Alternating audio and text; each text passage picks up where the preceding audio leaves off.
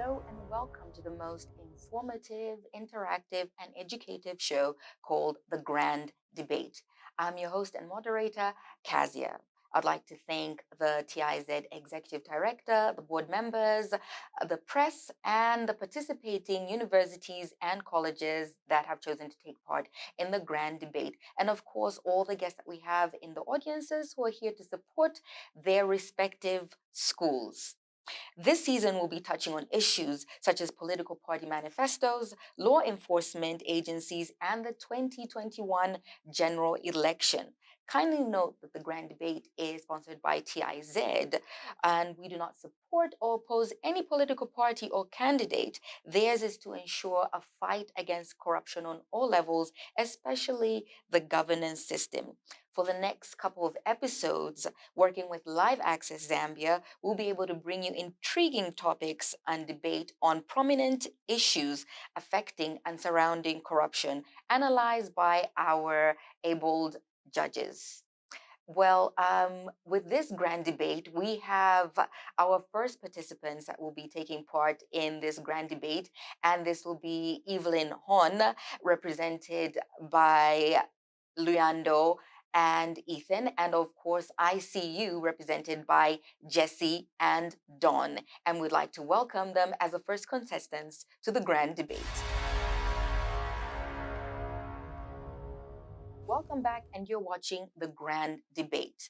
The topic of discussion today will be party manifestos. A party manifesto is a publication given by a party before the general election. In this party manifesto, the party tells us about what they plan on implementing once you vote them into power. It's been said that Zambian political parties have been seen to interfere with corruption fighting agencies in Zambia, such as law enforcement, with their party manifestos. We'll be finding out if this is true or false. And of course, our colleges that are participating with us, ICU and Evelyn Hon, will be opposing or proposing that motion. There are rules and guidelines that you're going to be following in this debate, and just please pay attention as I read them out. You will each be given 5 minutes to propose or oppose. You will have an opening and closing statement. You will be given 30 seconds warning before your time is up. And once that time is up, you will have to give way to the other speaker to speak. Fact finding and checking presented material will be given to the judges. And of course, anything that is falsified will be disqualified. So we'll be giving chance to the opposing and proposing team to start. In this case, Evelyn Hon is the proposing team. Please, Evelyn Hon, take your place. Corruption has been the talk of the nation throughout generations, but today we discuss corruption in relation with political party manifestos. Under the motion which states, do you think political party manifestos have limited the anti-corruption strategies? Before I go in further, good afternoon, and no protocol is highly observed. As the Prime Minister, it is my duty to lay down the argument progression of how me and my government are going to discuss this motion. I will be defining the key terms of the motion and making the motion user-friendly to this August House. Then I'll give you examples of strategies and functions that haven't been mentioned in these political parties and how they're going to limit the Anti-Corruption Commission.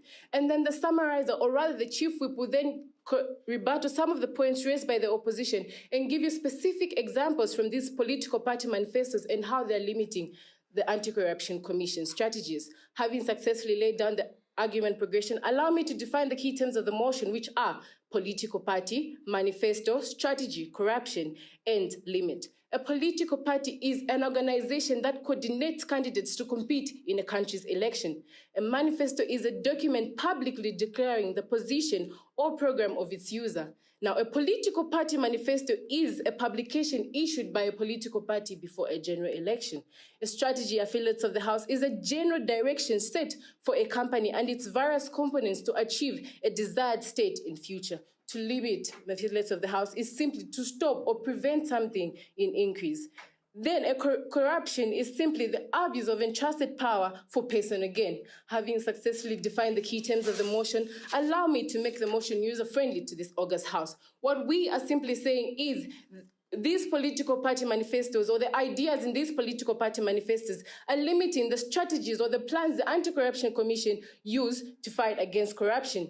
Before I go any further, allow me to highlight the fact that we are not saying these political party manifestos are stopping the work of the Anti-Corruption Commission, but limiting their strategies. Driving me to my first point, under the Anti-Corruption Commission Act, Chapter 91, or the laws of Zambia, it clearly states enlisting and fostering the public support in the fight against corruption, which is one of the basic and most important functions of the Anti-Corruption Commission, which is educating the public. Once the public know the channels to follow when they have encountered themselves when they have found themselves in a compromising state of corruption, they'll be able to report. Members of the House, these political party manifestos have not mentioned the educating or enlisting the public in the fight against corruption. Let us not forget that a political party governs the nation according to its political party manifesto when elected into government.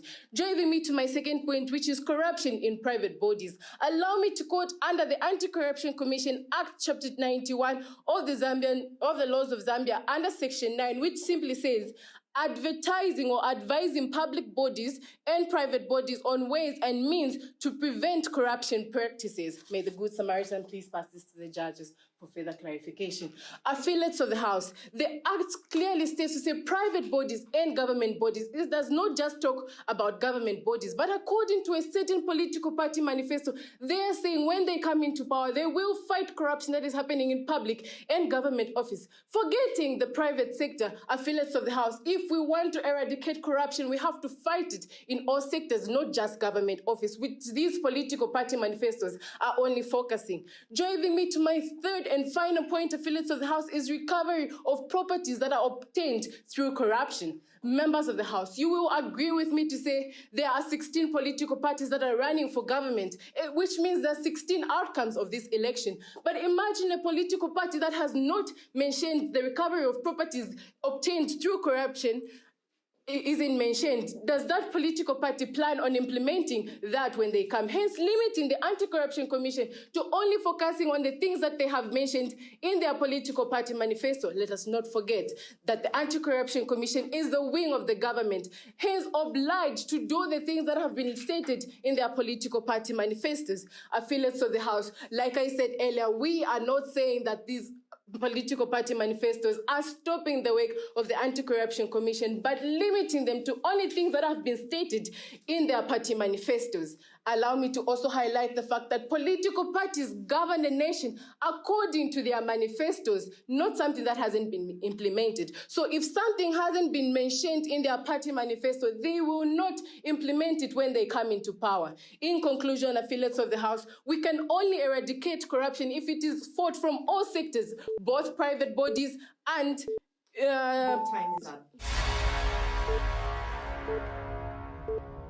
There is nothing more permanent than change. Change is the law of life. If we can't accept change, change will change us. Opposing to the motion which states, do you think political party manifestos have limited the anti-corruption strategies, of which I strongly say no to? A manifesto is a document which stipulates which a political party will do once they get into power. Members of the House, you will understand that political party manifestos actually help the anti-corruption strategies in fighting corruption. Why then should they limit the anti-corruption strategies when they're fighting the common enemy? Members of the House, you will equally need to understand that corruption differs in every country, and once a country's economy changes, so will corruption. This means that the anti-corruption needs to change their strategies. They need to revisit their strategies so that they meet up the corruption problems of the country that whose economy has actually changed. To show that I'm a speaker who speaks from within and not from without, allow me to quote from a document entitled National Anti-Corruption Strategies, a Political Guide for Development and Implementation under Chapter 2A, and it states, Although a preliminary diagnosis of a country's corruption problem is a critical input into a strategy, few strategies devote sufficient attention to this essential first step. A content analysis done for this guide of 53 national strategies found that only 13 contained a detailed discussion of the state corruption in the country. The remaining 40 contained little diagnosis, merely referencing a few statistics or noting that certain sectors were more corrupt than others. Some simply stated that corruption was a major problem. The lack of an adequate preliminary analysis in these strategies is consistent with the results of a 2007 review of national anti-corruption strategies by the UL Anti-Corruption Resource Center and a 2014 review by UNDP of anti-corruption strategies in the Asia-Pacific region. Both of the reviews also found that the great majority of anti-corruption strategies contained little, if any, analysis of the corruption problems the country faced. Members of the House, this actually shows that when the economy keeps changing, the anti-corruption needs to revisit their strategies, unlike blaming their challenges they're facing on political party manifestos. Allow me to go to my next point, and that is corruption is a personal choice, meaning when a government is voted into power, it cannot put chips in people's bodies so that they become robots and stop engaging themselves in corruption. But it tries by all means to actually engage anti-corruption agencies into the fight of corruption. To show that I'm a speaker who speaks from within and not from without, allow me to quote from a document entitled Corruption in Zambia, Is It Inevitable? Can We Stop It? By Peter J. Henroth, published in 2007. The government of the Republic of Zambia last year, meaning 2006, constituted a 5-institution committee made up of the Anti-Corruption Commission, Governance Development Unit, Transparency International Zambia, the Cabinet, and independent consultant to develop the National Corruption Prevention Policy and Implementation Strategy. The vision of this National Corruption Prevention Implementation Strategy is to attain zero tolerance of corruption and maintain Zambia as a corruption-free country by efficiently harmonized and coordinated actions against in which all sectors of society freely and willingly participate. The goal of the National Corruption Prevention Implementation Strategy is to harmonize and reconcile the various institutional efforts and political will in the fight against corruption, so as to institute effective national measures which reduce opportunities for corrupt practices and make corruption a high-risk undertaking. Members of the House, this document has clearly shown us to say that corruption is fought by both governments and the Anti-Corruption Commission. Therefore, it is not limiting the anti-corruption strategies when it comes to fighting corruption. In a nutshell, corruption is a fight for all, meaning each individual is supposed to take up the fight. Political party manifestos, anti-corruption strategies, they equally need to fight corruption. Members of the House, integrity, professional morals are some of the things that are going to help us in fighting corruption. The alarm is ringing. Let us stop hitting snooze and fight corruption. A word to the wise is enough. Thank you. Thank you, Jessie. As I alluded to the beginning of the show, I told you that this was going to be informative and educative. And of course, with each debate, we have a closing statement. We live in a country where corruption is so common and increasing each and every day that goes by. Not because Zambia can't fight corruption, and not because Zambians can't say no to corruption, but rather because the entity that has been mandated with the responsibility to fight corruption is encountered with so much interference from political parties. Thank you, Madam Speaker, and allow me to recognize seniority by simply saying all protocol is greatly observed. I stand here saying a strong yes to the motion that has already been mentioned because I know that is the right thing. But before I give reasons for my yes in capital letters, allow me to rebuttal to some of the points that were raised by the first speaker. The first speaker mentioned to say political parties manifesto help the SEC fight corruption. Madam Speaker, one thing that you should be aware is it is not the duty of these political parties to make strategies for the Anti-Corruption Commission in the way they fight corruption. As such, they are not helping them, but rather they are interfering with the already existing strategies that the anti-corruption is using. Then the second speaker also mentioned to say they are engaging anti-corruption bodies in fighting corruption. Yes, that is the right thing to do. They are not giving in strategies or plans to the anti-corruption, but rather they are engaging them. As such, the second point I feel she was on our side. Because of these points, I thought she chose to base her argument on mere assumption in the exclusion of facts. With that being said, please permit me to give my convincing points to this House. Point number one. According to an act of parliament, the Corrupt Practices Act number 14 of 1980, the Anti-Corruption Commission was established to make strategies and plans on how to fight corruption. May the Good Samaritan please. And according to the Anti-Corruption Commission Act, Chapter 91 of the Laws of Zambia, subsection 5, it states as I quote, "The Commission shall not, in the performance of its duties, be subjected to the direction or control of any person or authority." May the Good Samaritan pass this, please. With this being mentioned, it is the whole duty of the Anti-Corruption Commission to make plans and strategies on how to fight corruption. But you agree with me that these political party manifestos come in with ideas and plans on how to fight corruption. Because of that, they are limiting the strategies that have already been in existence, which the Anti-Corruption Commission uses to fight corruption. Point number 2. You agree with me that it is the strategy of the Anti-Corruption Commission to increase the level of political accountability. With that being said, it is so important that political parties be held to high standards of accountability. And for that to be possible, it can only be possible if political parties are giving us source of their monies during campaigns and where they intend to get these monies when implementing their plans. But it is so sad to note that none of the political parties in Zambia has given us the source of their funding during elections and where they are going to get these monies to fight corruption. To show that I'm not a speaker who speaks from without but from within, allow me quote from a National Anti-Corruption Strategy Act plan for 2016 to 2019 from Namibia. They said, Chapter 4 of the Electoral Act 2014 makes provision for a comprehensive regulation of political party financing and accountability by political parties. This includes a provision for the annual declaration by political parties of their assets and liabilities to the Electoral Commission of Namibia, which should also include the source of funds. May the Good Samaritan please. With that being said, they need to provide this information so that the Anti-Corruption Commission can account for their funds and resources. With that, the anti-corruption works so perfectly, but none of the political parties is doing that.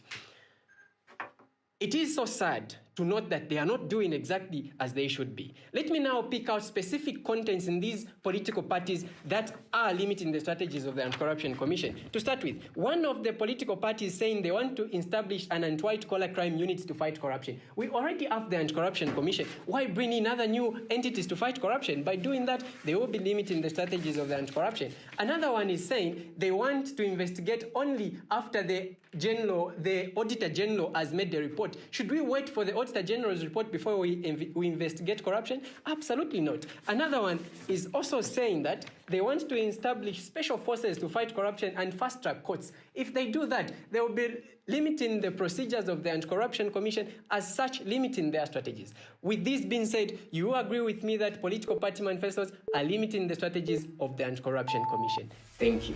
Thank you for the time you actually have right on dot. And of course, we have to have also the closing statement coming from ICU. Don? We are having an entertaining day, are we not, with some serious accusation being mentioned by the other side of the house this morning. Let me begin by saying, as a Zambian citizen, as a patriot, allow me to begin by apologizing for this serious allegation that proposition I just mentioned about how political party manifestos have interfered with the anti-corruption fighting agencies.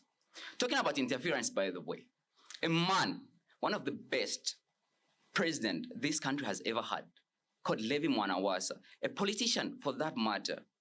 He's the man, through his manifesto, who is credited for the biggest impact of fighting corruption, with his initiative like the creation of the task force of the economic plan in 2002, the design of corruption prevention strategies, and the reinforcement of institutions like the Auditor General and Anti-Corruption Commission. All this through the manifesto that he had published before the election, with the sole purpose of fighting corruption to the ground. Look at one of the prominent events in this country's history. In 2007, the government president fired a minister on the spot. If you allow me to refer to you to the overview of corruption in Zambia, page 4, and I quote, the president demonstrated his stance against corruption by firing his minister of lands in 2007 after discovering that she had disputed state property to members of her family. All this was published in his manifesto, in which he said that he was going to fight corruption to the ground. And yet, the proposition here wants us to believe that political parties are interfering with anti-corruption fighting agencies. Astonishing. Astonishing set of speeches so far making this speech. Tonight, a mixture of just cherry-picked quotes, facts and figures, misrepresentation, misinterpretation, and misquotations. I mean, you can't say that political parties' manifestos are limiting the anti-corruption strategies. In fact, if it was so, then why would this political party manifesto include these anti-corruption strategies in their manifesto, in which I believe some serious issues have been raised and acknowledged? In fact, one of these political parties have dedicated a whole topic on fighting corruption.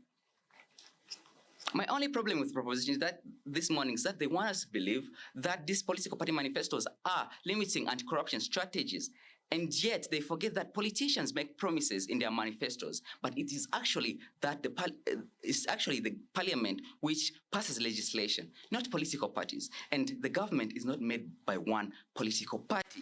It is the government that governs, not political parties. In fact, how many people read the manifesto? Except those who only want to criticize them. And then, why would political party print out statement, step-by-step statement as you want them to be, only to be read by people who wants to criticize them and use it in the campaigns?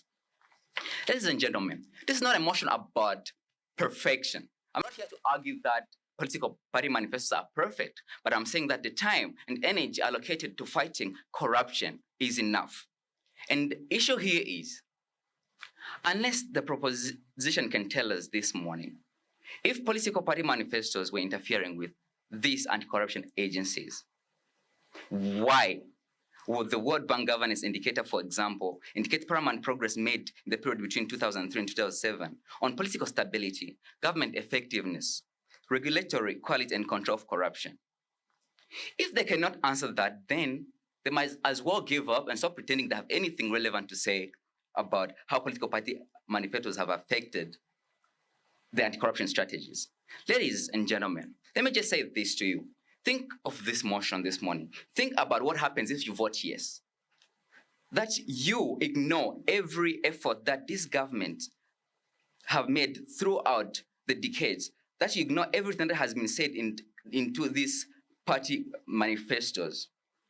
So, ladies and gentlemen, I beg to oppose this motion this morning. I beg you to vote no this morning. Thank you for your time. Well, thank you. Your time is up.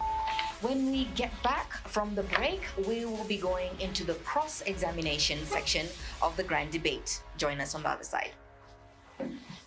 Day just keeps on getting more and more interesting. And this is the part that I really enjoy, because this next segment is actually just a battle of wits. Each part of the debate team has no idea what the other team is going to ask them. The opposing and proposing have prepared two questions each, which they get to throw to the other team, and they have to answer this question within 1 minute. And the other team throws back the other questions to the proposing team, and they have to answer back. There are some rules and guidelines that we're going to be giving you. You will be given a 30-second warning as well. And if you have finished your 30 seconds and your teammate still has something to add, they are allowed to add something within that minute. As usual, this is an equal opportunity floor, so no interruption will be allowed. Please bear in mind that your question should be short enough so that it can be answered in 1 minute. Well, I give you a chance now, the proposing team, to ask your first cross-examination question to ICU team. Before I ask my question, just allow me to remind them to say, it is the duty of the anti-corruption to make strategies and plans. And a party manifesto is the exact plans of a political party. So the question is this: what happens to the already existing strategies of the Anti-Corruption Commission if a political party comes in with strategies and plans that are conflicting with the anti-corruption strategies? I want to remind the proposition that the political parties does not rule, the government rule. And even if they make a promise in the manifesto and they realize that that promise is not in the best interest of the country, they won't proceed. Therefore, Not only the political party is going to rule, the parliament is going to vote whether they should go on with the promises they made, the manifesto. Thank you. Okay, just to finish off, political parties, when they are into government, as well as anti-corruption agencies, they actually meet and see what best interests the people when making these strategies. I just want to find out, would you call it limiting when a government do not consent to certain policies or strategies that would put the state secrets at risk if anti-corruption wanted to dig deeper, of which it may cause the whole country to be at risk? Yes, my answer to that question is yes, we would call it limiting. Do you know why? The anti-corruption strategies doesn't only work alone, but rather it works in the engagement of other bodies that help them strategize for these plans and strategies. With that, if the government comes in with other plans and strategies, they are simply limiting the already existing strategies of the Anti-Corruption Commission. Thank you. Earlier on, the opposing team mentioned that there was a task force that was introduced in 2003 to 2007 by a political party or by the late Levi Mwanawasa, may his soul rest in peace. Now, my question is, what happened to the task force after a different political party entered government? Like I said, change is constant. It's something that is permanent. So the economy constantly keeps changing. That is why I mentioned in my earlier points to say the anti-corruption needs to revisit their strategies, because as the economy changes, so as the corruption problems in the country, just like corruption is different in every country. You mentioned that what political parties publish in manifestos is what they're going to do once they're in power. Let me ask you a question. Is it a crime to break some party manifesto promises if the actual pressure of the country is too much so that the government in place meets the people's demand? My answer to that question is a yes again. It is a crime because they are lying to the community on the things that they won't do if elected into power. They need to stand to those things. So if they change, it means they're lying to the community. And already, we don't think there are strategies and plans made by the Anti-Corruption Commission that are bad for the country such that political parties will require them to change, because they are not only made by the Anti-Corruption Commission alone. Well, Evelyn Horn and ICU have definitely brought the fire with that cross-examination segment. Jesse and Dawn, thank you. And Leandro and Ethan, thank you again. Now you'll be waiting for the part where the judges get to go over everything they've seen, from the opening statements to the closing statements, from the cross-examinations on both ends, and also to the information that has been handed over to them and all that has to support their motions today. Well, the judges will be deliberating and they'll be getting back to us, and we get to find out who the winners will be. But of course, we have to still congratulate them because they have gone the extra mile to support their motions in this grand debate. Join us as we find out later what the judges have come up with their decision. Okay, so thank you very much. For me, I think, first of all, what is important that I've taken note of, overall, I'll give the following comments, which are specific now to the teams that have just completed their debate. I see, first of all, Evelyn Horn had done very good preparation. So with respect to the documents that they have submitted to us, we see that they have done some analysis of political party manifestos, something that I haven't observed with ICU. They have not given us analysis of political party manifestos in the documents that they submitted before the debate. Then my other comment is that ICU was actually better in terms of presentation of facts and evidence. So in the way that they debated, argued their points, I observed that they were better in presenting the facts and the evidence that they had.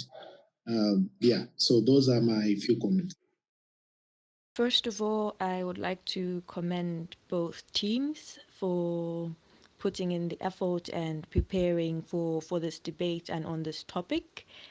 My feedback regarding this round of debates is that while the proposers, you did your research quite elaborately, I do feel that with regards to the actual debate and following through your arguments, it was difficult to link your research to your arguments. I feel that you could have better linked your research to your arguments today, but also citing examples to back up your arguments, because it seemed you're just making claims without actually giving us examples and anecdotes to your arguments. For the opposers, I do feel that their research was not as elaborate as the proposers, but the way they presented their arguments, they did it in a way where they were able to link their research and use examples, which helps people who are listening to the debate and may not have had the opportunity to look at what research the team made. It helped us follow through their line of thinking and the arguments. With regards to the round of questions and crossfire, I do feel that both teams could have been well prepared in terms of the questions that they wanted to ask the opposing team, but I do feel that the opposers gave more satisfactory answers to the questions that were asked for them. And so for me, I do feel that the opposers performed well in this round of debate. Welcome back to the grand debate. And of course, it's an exciting time when we get to find out who our winners are going to be from the participating colleges of Evelyn Horn and ICU. And from TIZ, I've got Mr. Chimuka Chwinga here to join me and let me know how the judges deliberated. I'm sure it was not an easy task. Thank you so much, Kazia. My task this afternoon is very simple. It's just to bring the good news from the judges. So I'll give some comments that have been brought forward by the judges, and from there we'll declare who the winner is for this particular round of debate. So to start with, the two teams prepared adequately. They were able to support their facts with evidence from different sources. But ICU was better in terms of the presentation of the facts and evidence. There's also a compliment that both teams were dressed very, very well. ICU answered the questions well in the last round, and ICU therefore this afternoon seems to be taking the day. So ICU is the winner this afternoon for this first round of the grand debate, which is supported by the Transparency International Zambia. Well, you heard it right here.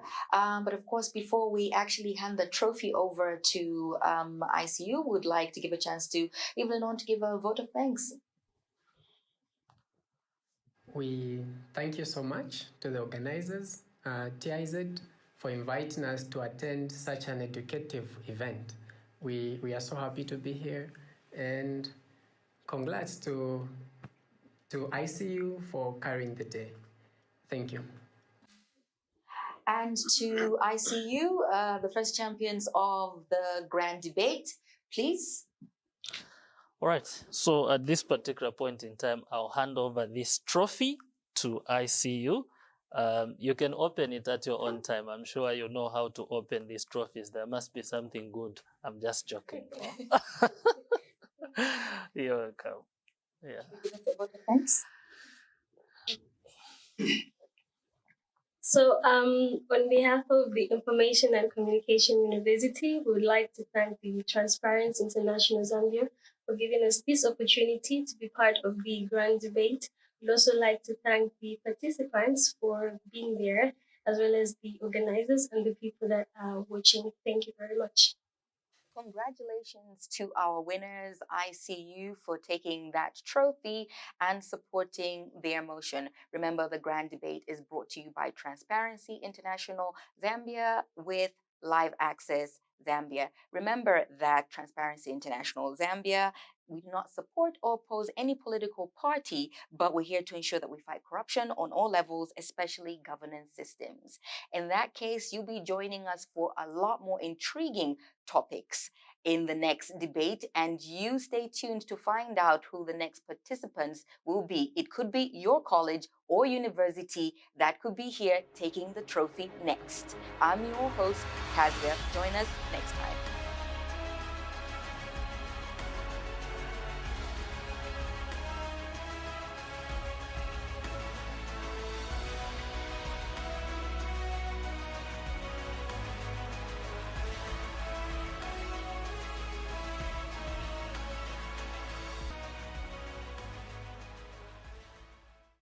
Transparency International Zambia is the leading anti-corruption crusader, contributing to Zambia's development based on a culture of integrity, transparency, and accountability through the promotion of good governance and zero tolerance to corruption. For more information, follow us on our Facebook page, Transparency International Zambia, or email info.tizambia.org.zm.